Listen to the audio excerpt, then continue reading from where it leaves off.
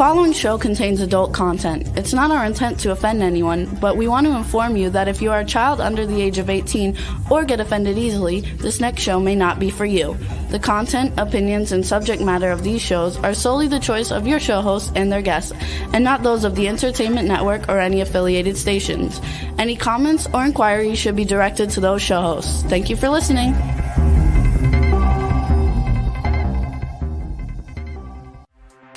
Hey everyone, and welcome to 50 Shades of Bullshit. I'm your host, Christine Lalonde, and this is the podcast where we uncover the truth about online dating.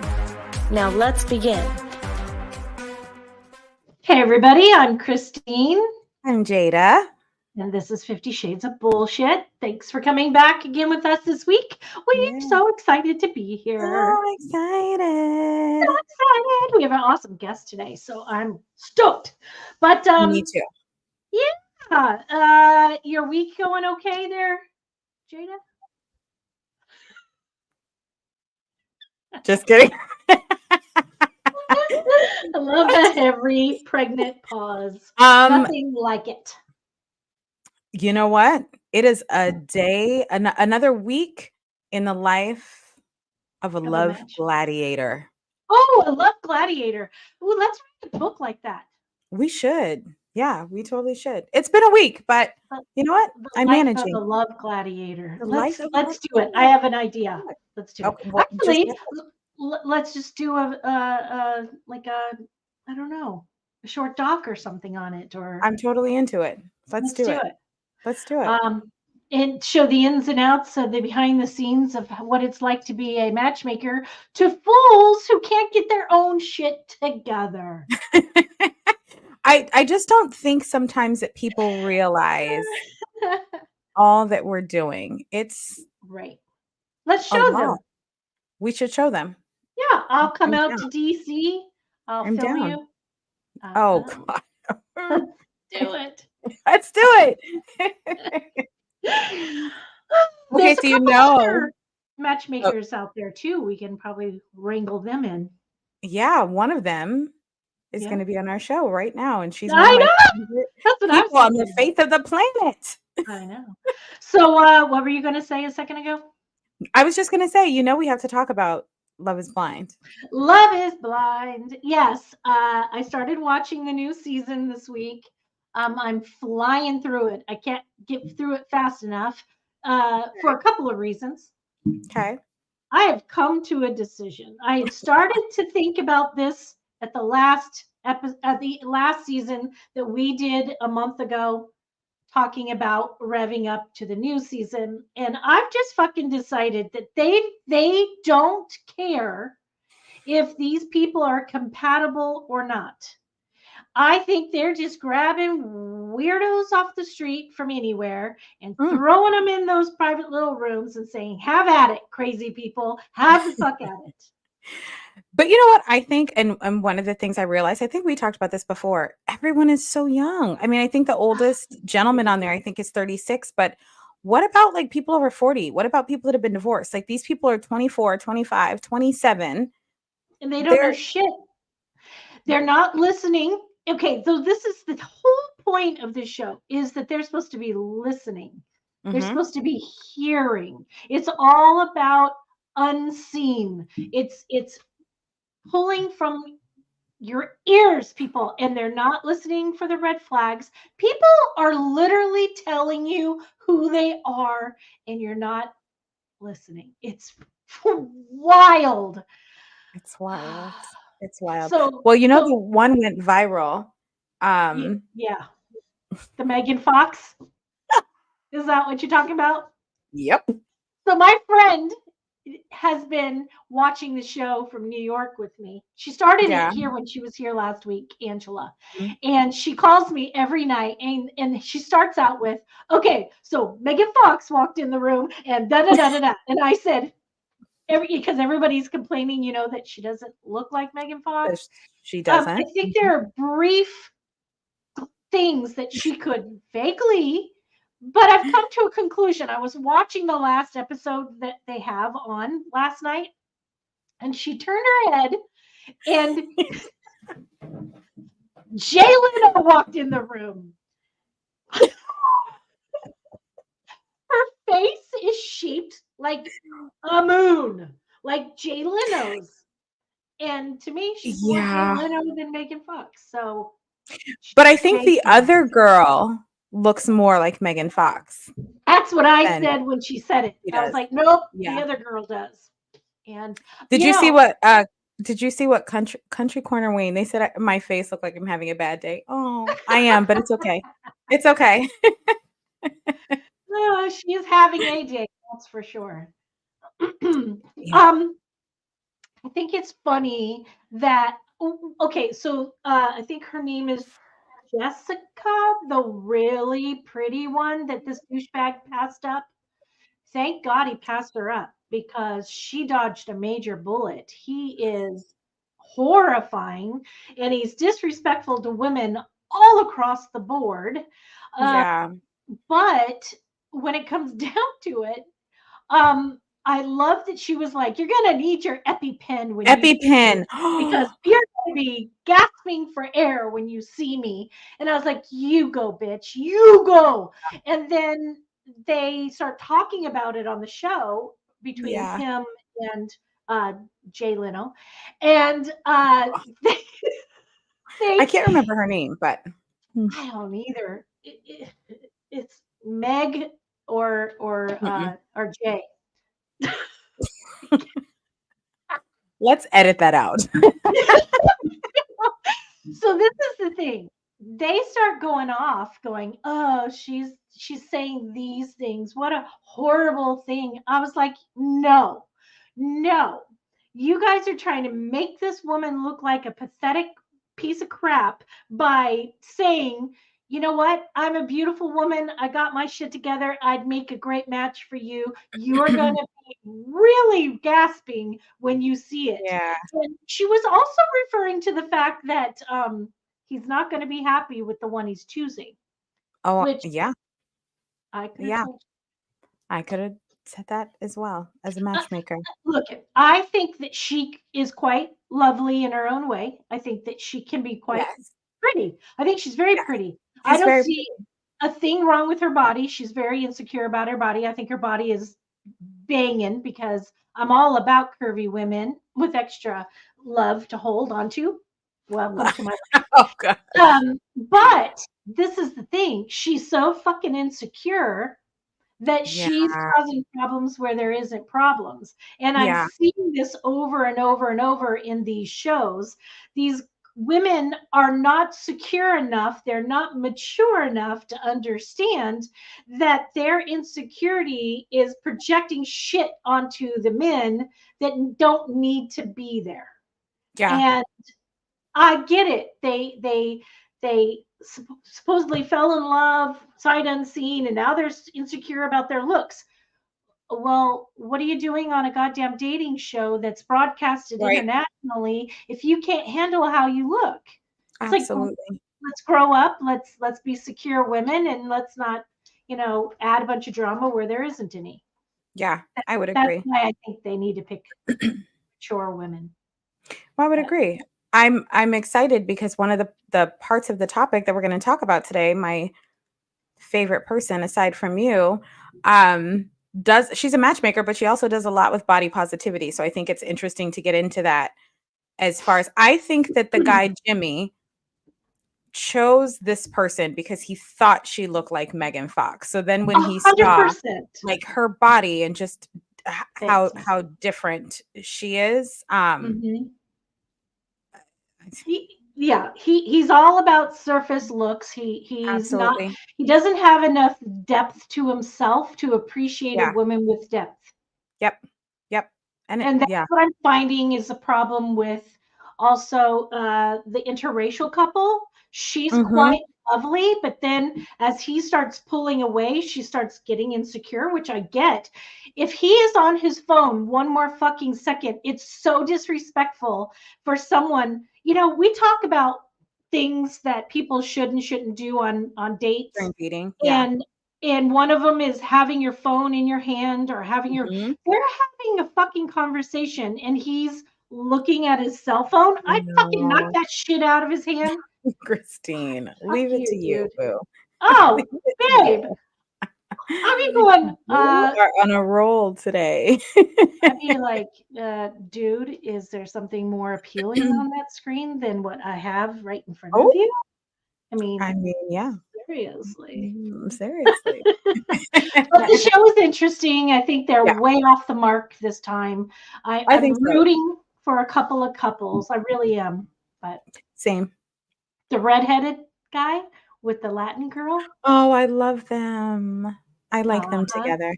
I like them Yeah, together. I do too. Like, pay attention to me much. Exactly, Mickey. Exactly.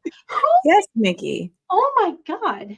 So anyway, the show is crazy. It's kind of fun. If you want something entertaining to watch, watch it. Watch It's a it. sideshow circus, that's for sure.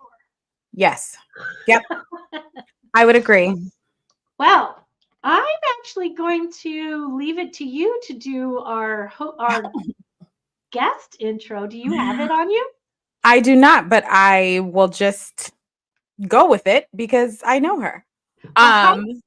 Do you want to read it? No, I'm going to start out with what we're going to talk about, and then why don't Okay. you actually introduce her yourself, because you're very close to her. You know her better than anyone on this screen today.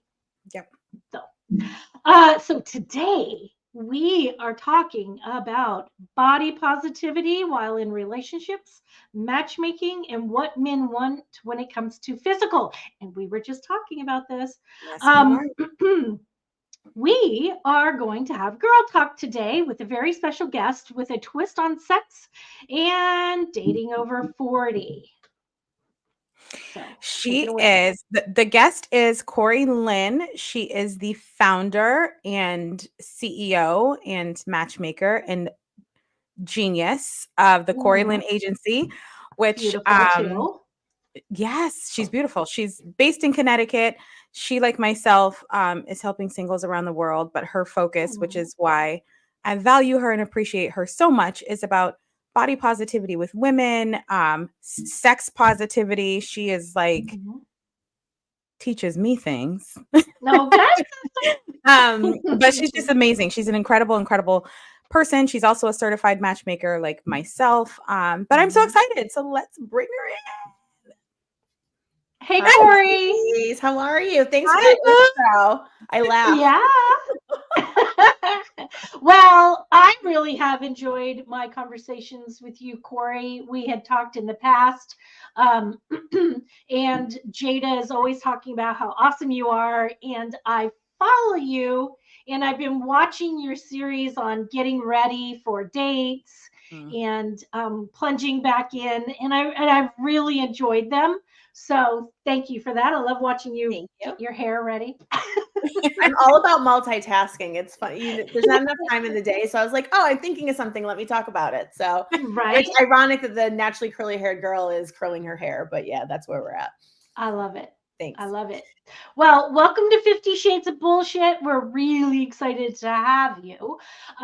We are talking about some fun things today. What would you we're talking about body positivity, what men want physically or with women, and let's start with those, and then we can start. Yeah, and I'm open for conversation and comments and all of that. So I'll just reintroduce myself. Love Strategist Corey, matchmaker, dating coach, soon to be sexologist. I also sell sex toys.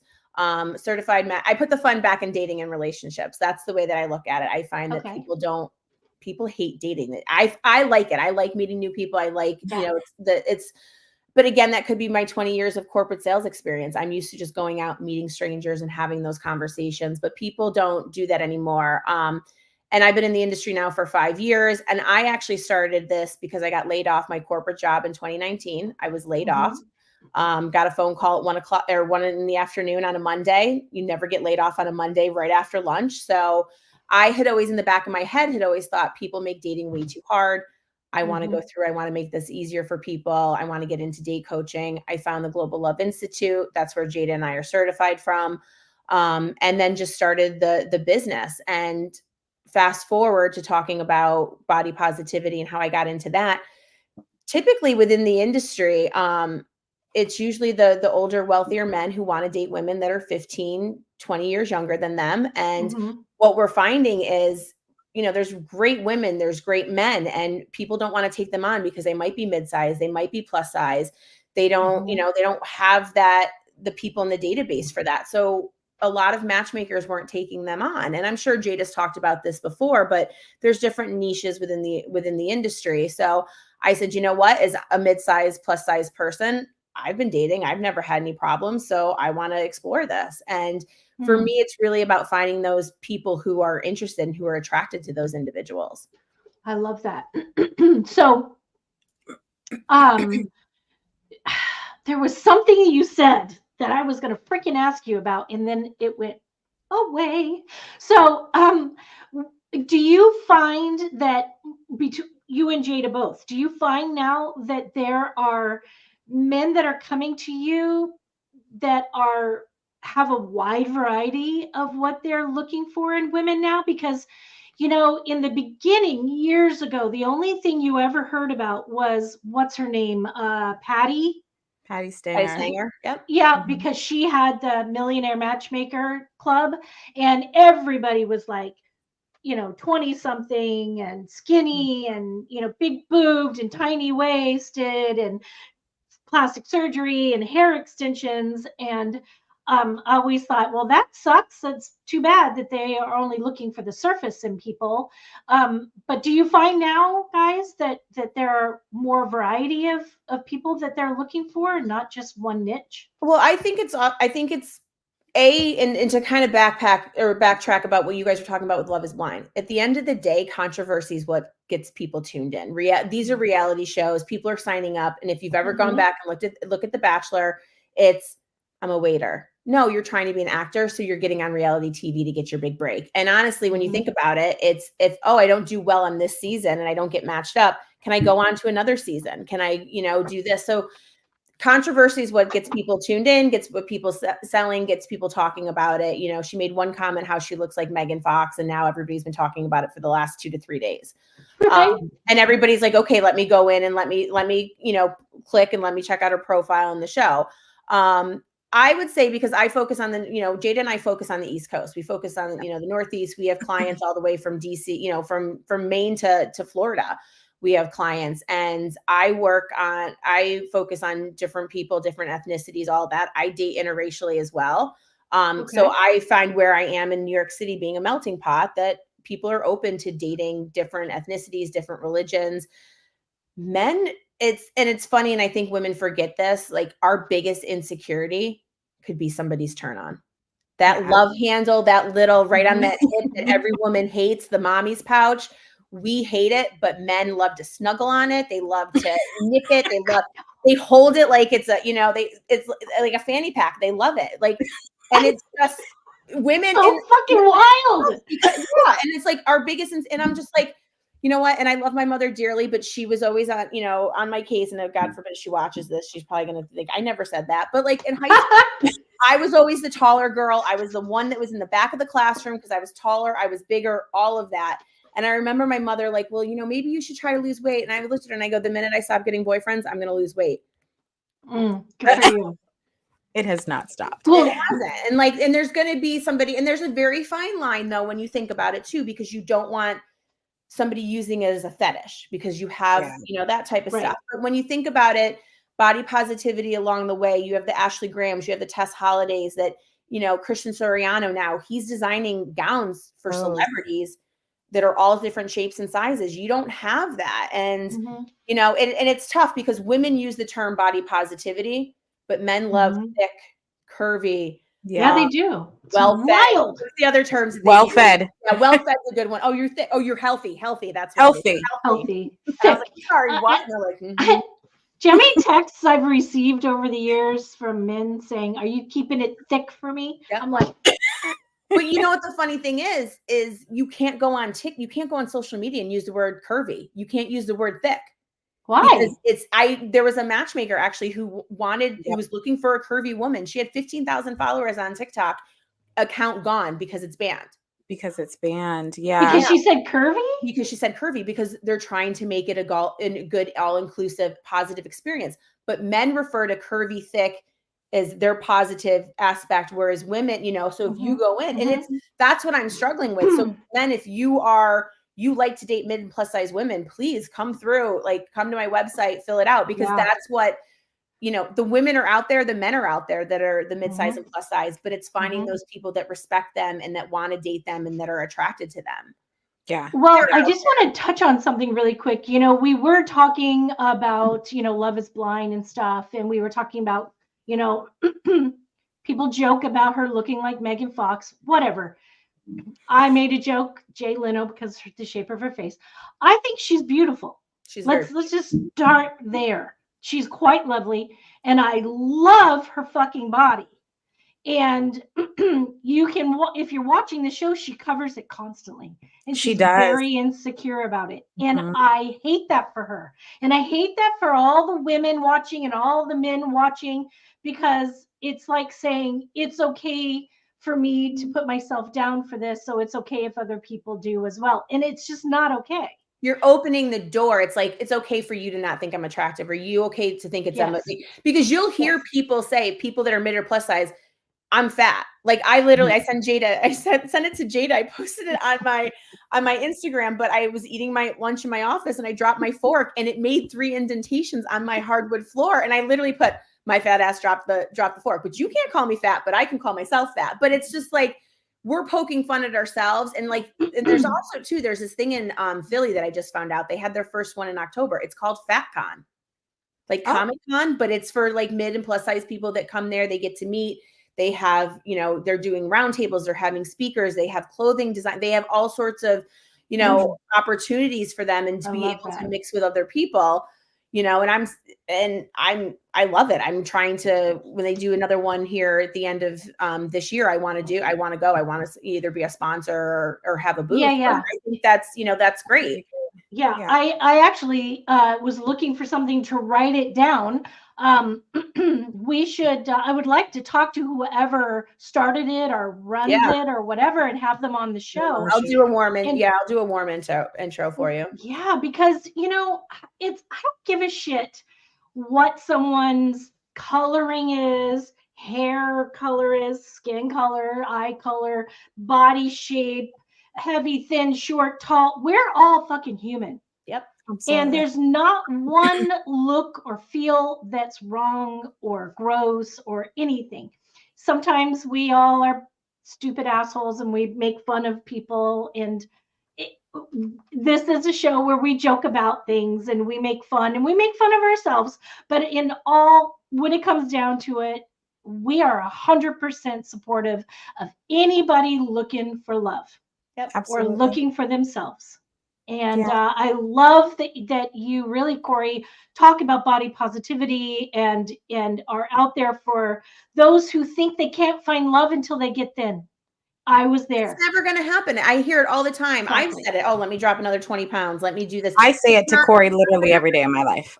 It's not going to happen. And and I think women like Jada and I, we run a business. This is it. We're solopreneurs. This is what we do. And I'm going to service my clients before I get to go walk on a treadmill. And first of all, I don't do cardio. Can we talk? I don't do that. But and I think what a lot of people don't understand is that women in general, we're caretakers. So we're going to take care of our family. We're going to take care of our children. We put ourselves last. It's work. And, you're missing out. And I talk to a lot of women who are 35, 40 years old that have never been in a relationship that, have never been in a healthy relationship. And I think it's really, it's really tough. And then when you throw in weight and things of that nature, it's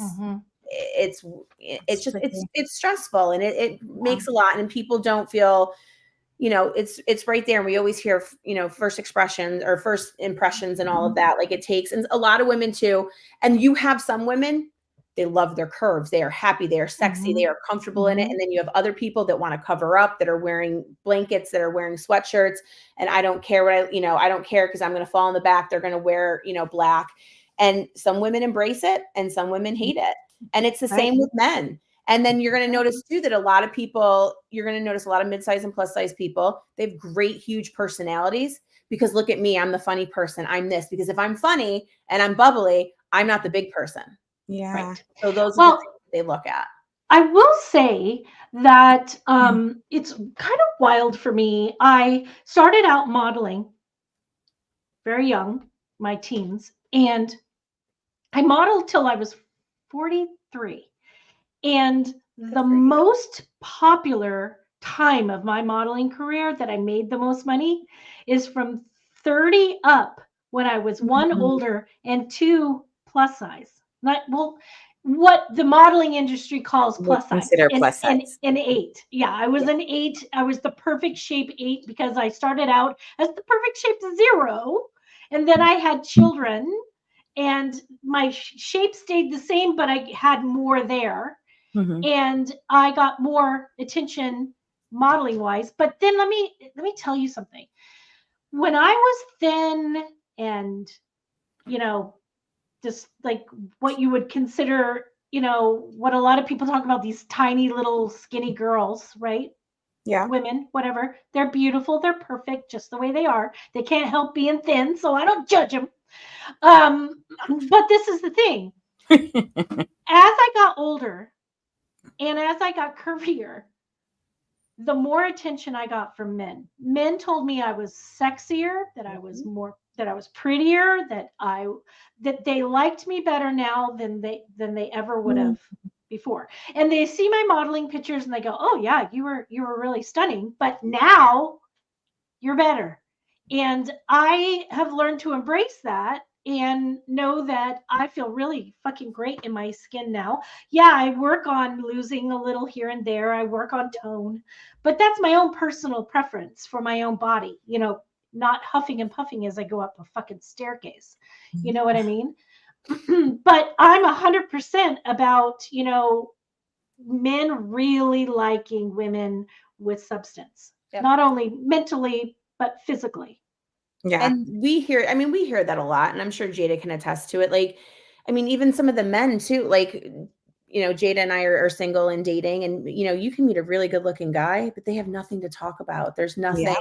And I'm like, oh, you're pretty. That's like, I want to have a good conversation. I want to sit on the kitchen counter at 2:00 in the morning, eating out of the ice cream container, and who killed Kennedy and are there UFOs?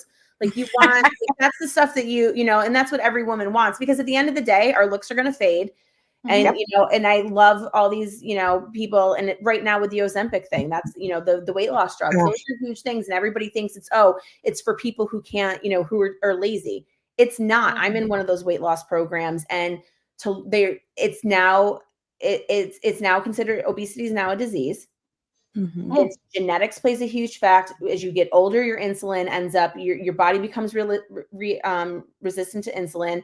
And being able to, it's, I have friends who, the CPOS and all the different, problems that women have, and that puts on weight and you can't reduce. And a lot of that is hormonal and a lot of it's genetic. So, people are like, oh, you're just lazy. And that's not exactly it. And, but then also too, that's the problem too. A lot of these people are getting skinny. They're losing the weight. They're still not comfortable with themselves. They're still not confident. They still have that, that fat person. It's that body dysmorphia. They still have that mindset that they're in the big body. Yeah. And it's happening. So now you got to work on the confidence. Okay. You might feel a little bit better on the outside, but let's work on the inside, and let's, do that, because you still could be bullied, and now you have that extra skin. So what do I do? And it's, you mentioned a little bit before about, I did this, I'm becoming a sexologist, but one of the things that I'm looking into with sex coaching is women who have gone through cancer. So if you have a mastectomy and you've lost, both of your breasts, you don't have nipples, and you're going to go through and you're going to have, you might have a tattoo on, that is going to play a significant role with you. Are you going to wear a shirt? Like, your husband, it might not bother your partner, but for you, you're not comfortable in your own skin. So you have to have those types of conversations. And unfortunately, society, but, men and also women, curves and breast, and that has played a really big role into it. So you've got to kind of help people and build that confidence back up. And, and I've talked to women that have said, I don't even like to look at myself getting ready. Like, I've gotten ready in the morning. I've showered in the dark before because I don't like my body. And Oh, that that's sad. brings me and she's skinny and it brings me to tears. It's a mental It's thing. about Yeah. it's about helping those people and coming up with that. And but men listen, and I'll never forget this. I had an ex-boyfriend and I had a crush on this man for years. And it's our first time having sex. And he's like, how do you want it? How do you this? And I'm just like, shut up and just go. But then like afterwards, he goes, I got in my head and I looked at him and I go, I was just happy to be a participant. Like after 7 years, I've had a crush on you for 7 years. I'm just happy we're doing this. I don't care how we do it. I'm just happy it's happening. And but that's how like men feel too. And women are like, turn off the lights, do this. And men are very, very visual and they want to do things and they want to touch things and they want to see you. And a lot of that is going to be communication, and it's warming up and peeling back the layers of the onion. And yes, maybe you're going to have sex all throughout the house with all the lights on and the windows open. There might be times that you're underneath the sheet on, in the pitch black with the door closed and music blasting. There was a question to touch on something, Corey. You had talked about being a sexologist, which I'm very familiar with your journey because we talk about it every day. But there was a question earlier from someone that asked, what is a sexologist and what you learned from that, or what does that look like? Yeah. So it's a great question. So it's kind of like matchmaking and date coaching. So it's a niche about dating and relationships and all of this. So I'm still figuring out my journey and what I want to focus on. So it could be sex coaching. It could be focusing on women who come from domestic violence, rape, like they want to have a sex life again. How am I going to do that?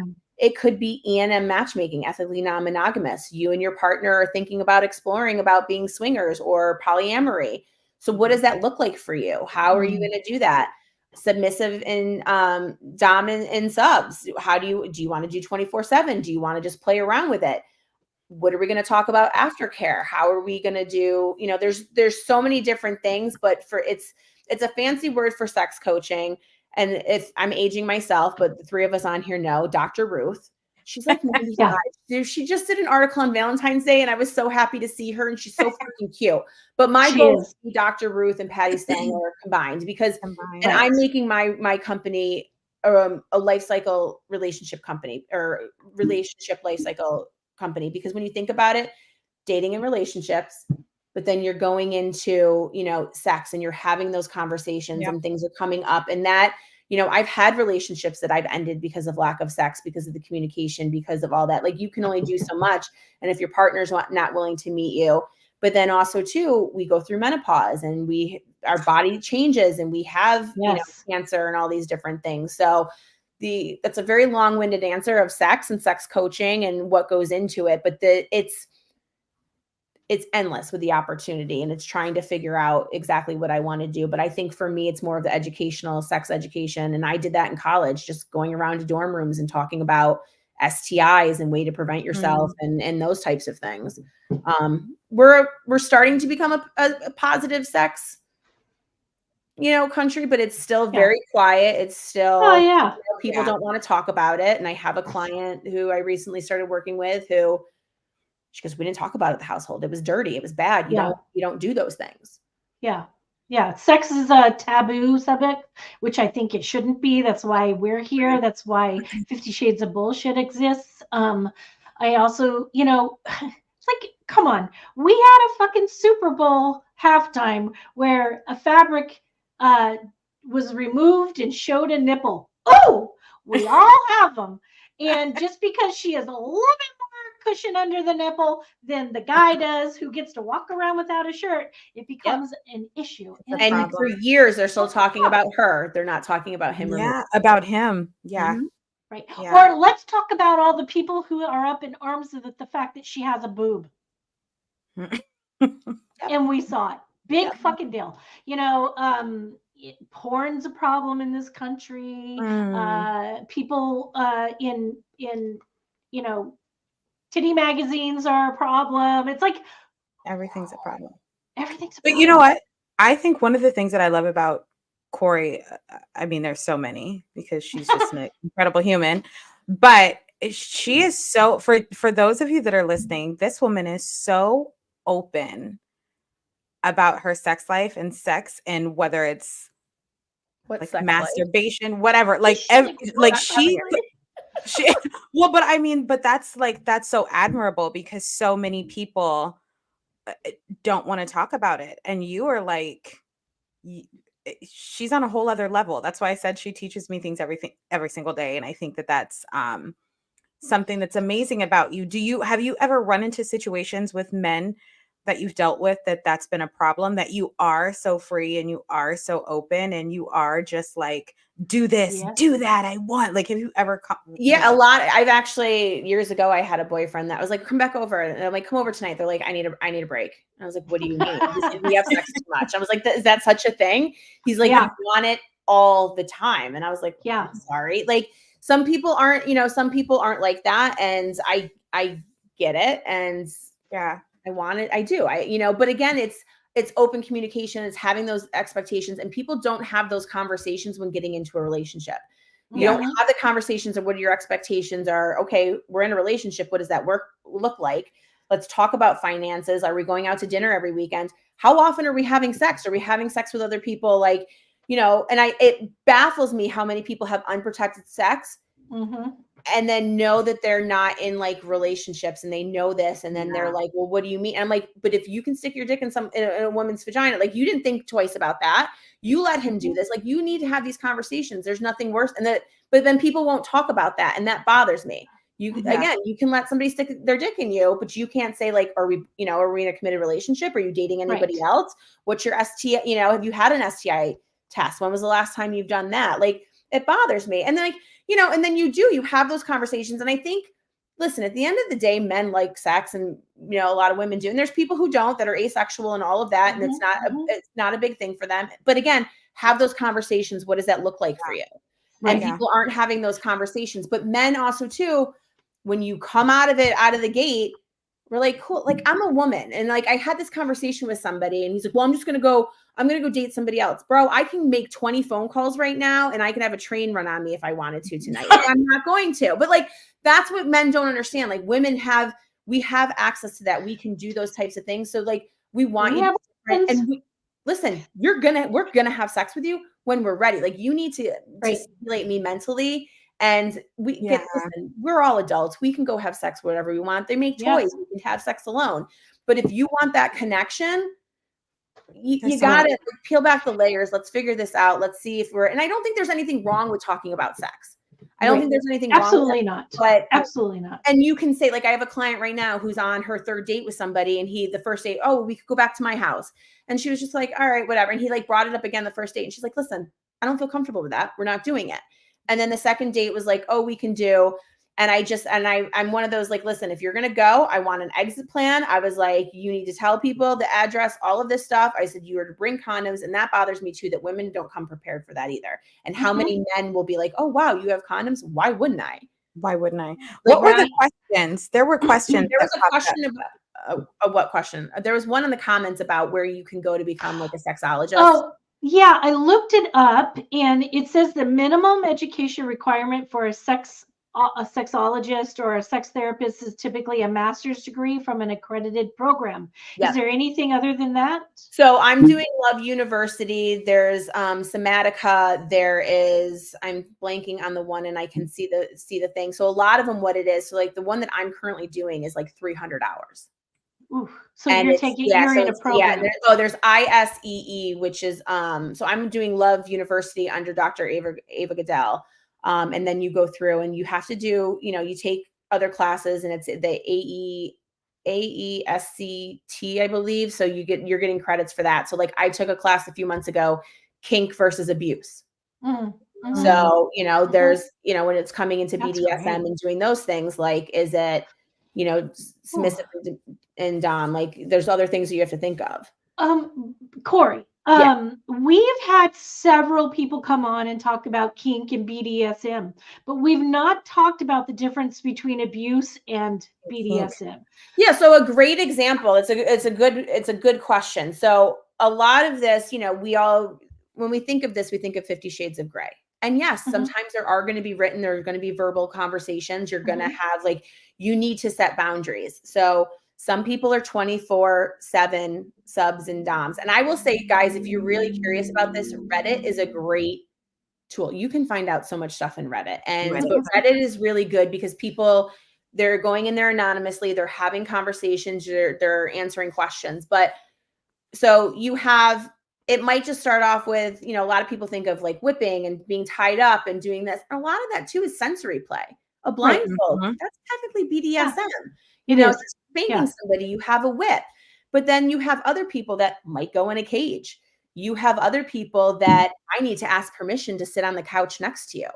You come home from work, dinner needs to be ready. I sit down on my knees and I take my your shoes off. That's what I do. I help you pick out a tie.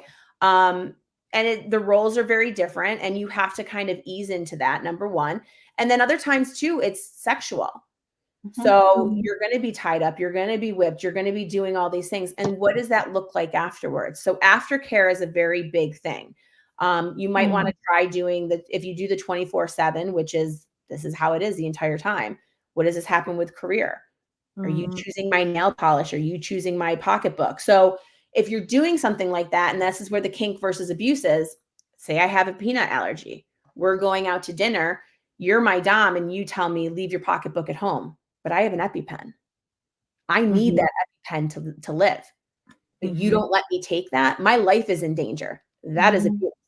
I say the safe word. You don't listen to me. You push those boundaries. You're doing these types of things. Aftercare is a very big thing too. So you've gone at it. You've had tons of sex. It could be tying up. It could be all these things. So what happens afterwards? Is that person giving you massages? Is that person taking care of your wounds? Is this person feeding you? Is this person, buying you gifts? Are they cuddling afterwards? Because physically it's something, but mentally it could be something even bigger. We should have you on to really dive into this on another episode because this is fascinating. Nobody ever covers it. Yeah, there's so much, and it's just, and a lot of people think it's us. And like, that's the same thing too, when you do ethically non-monogamous relationships, some people think it's swingers, some think it's this, right? You have to sit down. You have to have these ground rules. And I think that's what I really want to help people with is, why do you want to do this? Is your sex life just boring? Or maybe you've been together since high school and you just want to go out and date and have sex with other people. But how many times do you hear these stories where the man wants to go off? He doesn't think the woman's going to do it. The woman does it. And I don't like it. Right. Also, a lot of men put on profiles when they're out there on these sites saying they're in an open relationship, and they are, but their significant other woman is not. And I think so that, and I actually, because I never really understood it, and I had somebody else explain it to me, and it's about empowering. It's for the good of the relationship. It's bonding. So yes, it could be swingers. It could be going to a sex club. It could be having another couple over. It could be watching, all of this. Like there's so much into it. And it's almost kind of like, you hear cuckolding, you hear all these different things. And it's just like, and I went to somebody and I was like, help me understand. I'm like, isn't this just voyeurism and a little bit of swinger? Like when you really think about it, you're just, he might be sitting in the corner. He might participate. He might be watching. He might be like letting you do your thing. But there's a little bit of humiliation into it, but they get off on that. Right. So it's really sitting down and having those conversations. Why are we doing this? Is this for the good of the relationship? And when you talk about that ethical, non-monogamous, let's focus on the ethical part. Right. So Christine, you and I are in a relationship, but I'm going to go out with Jada and I'm going to spend the night. And so do I have to tell you? Do you have to meet Jada? Can I spend the night? Like, now do I introduce her? Do we all play? Like, those are the things that you have to talk. And sometimes it could just be like, listen, I'm just going to cheat on my wife. That's it. Or am I going to cheat on my husband? And like, but again, does your partner know? So you really have to sit down. But again, this is our relationship. This is how this is. This is what we're going to do. And I know for Jada and myself, we come from that dynamic and that age group where we came from broken households. You come from broken households and we went through and people get married. Well, my father was never around and my mother was never around and I'm not breaking up my marriage. So you're just going to go out and step and you're going to play house with your spouse, but you guys are both going out doing your own thing. So now your children are going to think like, oh, this is what a normal relationship we should do. Is. Yeah. So those are the questions that Jada and I are having with our clients is, I dive really deep into your family dynamics and how you grew up. Same. Because you might have seen your father hit your mother, or your mother go out and cheat and bring home different men every night as a single mom. Like, and you thought that's okay. So we kind of have to say, we got to talk about that and have those conversations. And what does that look like? But you know what, to speak to that too, Corey, to your point, because we do have these conversations and we dive and dig really deep with clients. But I think there's something to be said for people that really want a matchmaker or really want to get back into dating. But when we're having those conversations, a lot of them have so much untapped into trauma that for me, myself, I would say, I don't know that I'm comfortable taking you on as a client just yet, because I think there's still a lot of things that you still need to work. To work on and cover, and maybe you're not ready for a relationship. And so when we have those conversations, sex is huge and comes into a lot of those conversations, but a lot of that has to do with dynamic and background and family and what that looks like. So that was a really good point that you just made, Corey. And I think, thank you. And I think that's, and then you add a woman who wants to have children and all of this. And if you're and for the people that are out there talking to matchmakers and they say, listen, I don't think you're ready, that is a good matchmaker. Because listen, other ones would take their money. Like, and I've said that to people, listen, I don't want to take your money. And I've had people that have come to me and I'm like, listen, you're young.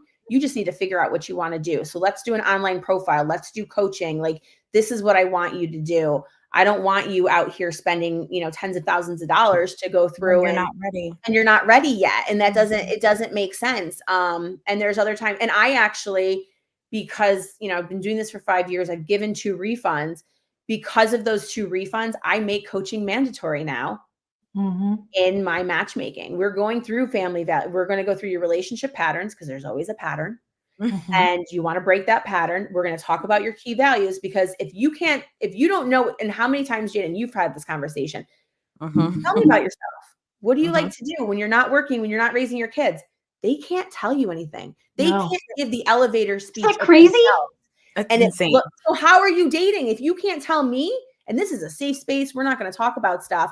And I was like, they lack that confidence, and we can tell right off the bat when they lack that dating confidence. Yeah. So we're having those conversations with folks. But I do the key values, the relationship patterns, and then we're going to kind of identify, these are the top things that I need. But what questions are you asking?